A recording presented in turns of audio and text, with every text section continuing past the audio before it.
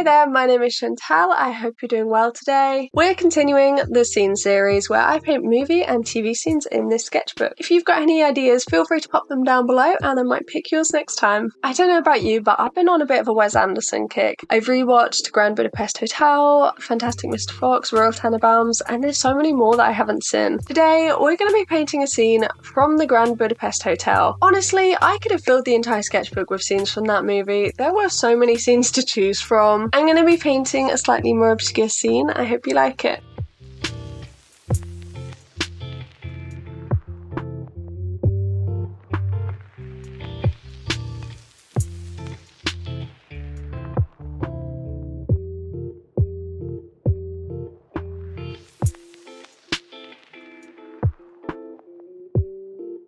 Where to start with the Grand Budapest Hotel?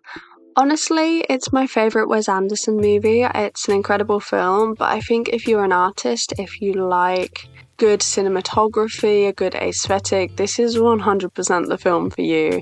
The entire film is mostly pink, which I really love because it's my favourite colour to create with. And picking a scene, this was the easiest thing to pick a scene from.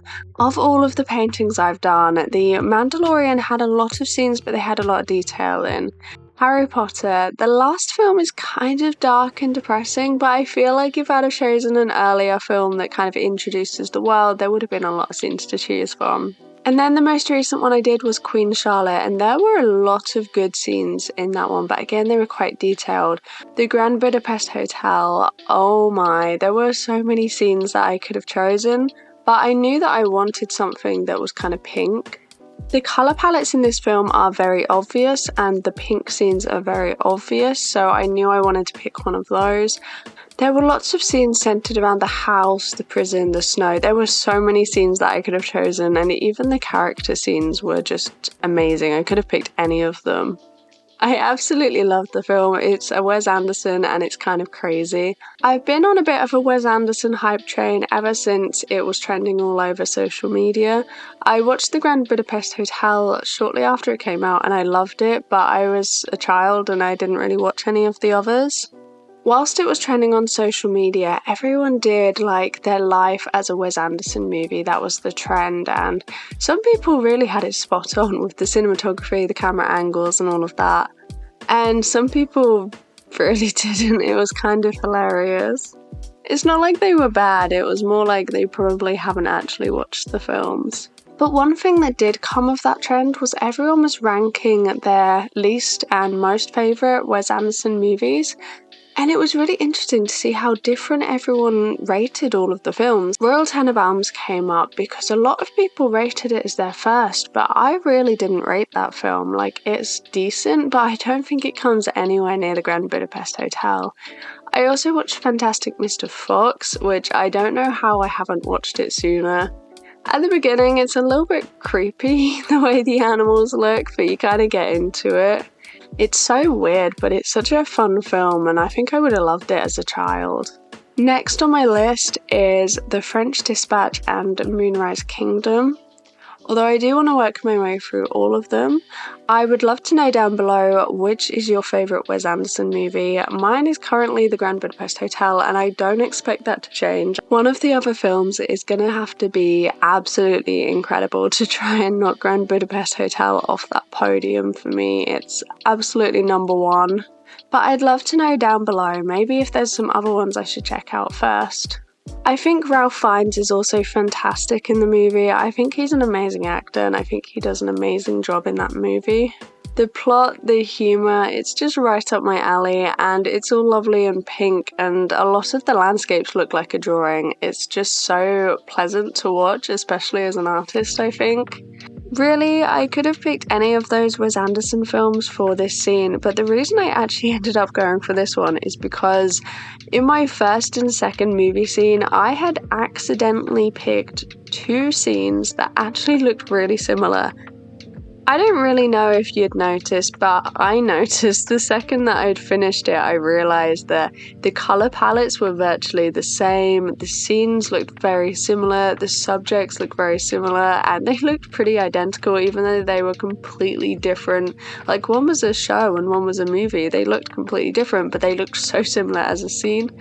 So part of the reason that I wanted to go for Grand Budapest Hotel was how many other movies have this pink of a scene? Like, it's gonna look completely different to what's on the other page, hopefully. So that was part of the reason that I also chose this, because I do have to think of that a little bit. This is my scene series sketchbook, and I would still like the sketchbook to also look quite pretty. So I'm not gonna lie, this is probably my least obscure scene that I've picked so far. I wanted one of the pink scenes, and this one is just absolutely iconic, so I did go for this. It's the view of the Grand Budapest Hotel. One thing I hadn't quite realised until I started this painting was how many small details there were in the landscape. There are so many trees and rocks, and I know I say this every time, there's always something that surprises me and I'm like, oh no. But for this one, I genuinely thought the hotel was going to be the really obvious hard part of this painting. And I mean, it was, but there were a lot of trees. There were a lot of trees and there was some snow, which is a little bit difficult with watercolour. The way I did it was by actually using a detailed brush and actually adding all of those tiny details. I usually don't do this, but I felt like in this instance it was kind of needed. I think if I did it really wet on wet and tried to make it all blurry, I just don't think it would have worked. I also couldn't use wet on wet because I needed to keep areas completely white pretty much for the snow. I did begin this painting by toning the entire page quite pink, just because I wanted literally it to look like it's had a pink filter on it like the movie did. So when it came to all of the rocks and trees, I needed to keep areas completely white, so that's why I had to do wet on dry and add just a ton of details. I also almost forgot to do that little train thing that goes up to the hotel. I completely almost missed that, but I remembered in the end. The hotel was really quite difficult because it had so much detail to it, and I didn't want to spend hours and hours trying to do all of the little details. I'm also not very good at adding those tiny little details. That's not the kind of art that I find fun. I like wet on wet, I like making blooms, I like it being all flowy and just having fun. And sitting there with a tiny little detailed brush, adding these tiny details in, that's not really the kind of art that I like to create, so I didn't make it as good as it could have been.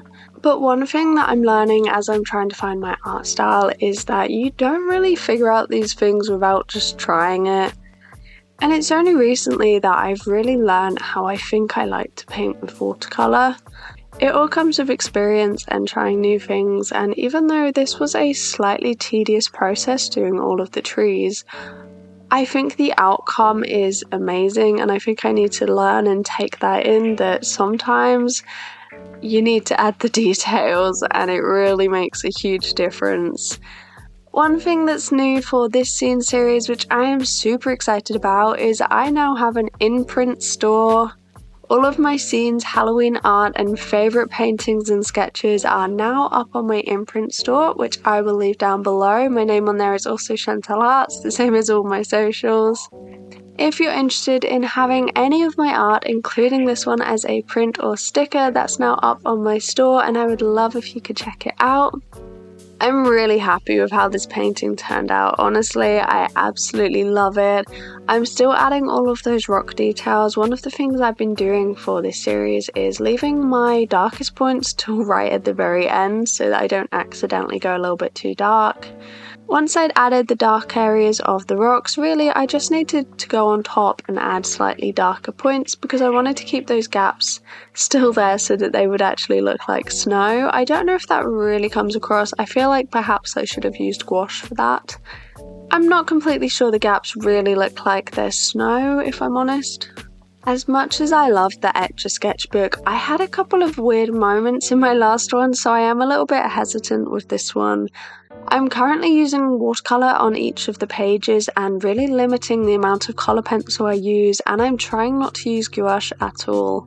When I used gouache in my last Etch-a-Sketch book, the 2 pages actually touched and caused some really weird white splodges, and I've been trying to avoid that this time round because it was just so strange. I did find a solution for that, which is to use my wax medium, which kind of forms a barrier and stops the transfer too much. I'll leave a link below to me explaining that product and its uses because it's such an amazing product. I'm planning to put it on every single one of these pages because I really just don't want any transfer. I'm so excited about this sketchbook though. I think it could look fantastic. There's so much potential. And for the very first page, I'm actually going to do a bit of like a content spread that says each of the page numbers and films all the way through, and I think it could look fantastic. And I'm only 4 pages in, but I'm really excited about it.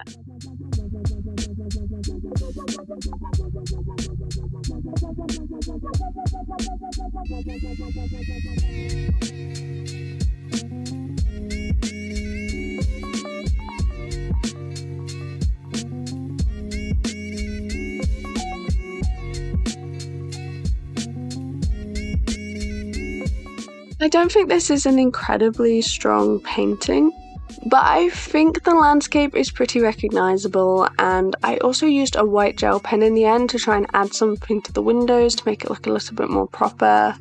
I think the hotel definitely could have looked better if I'd added a lot more detail to the windows and the hotel, but there was so much detail, it was kind of crazy.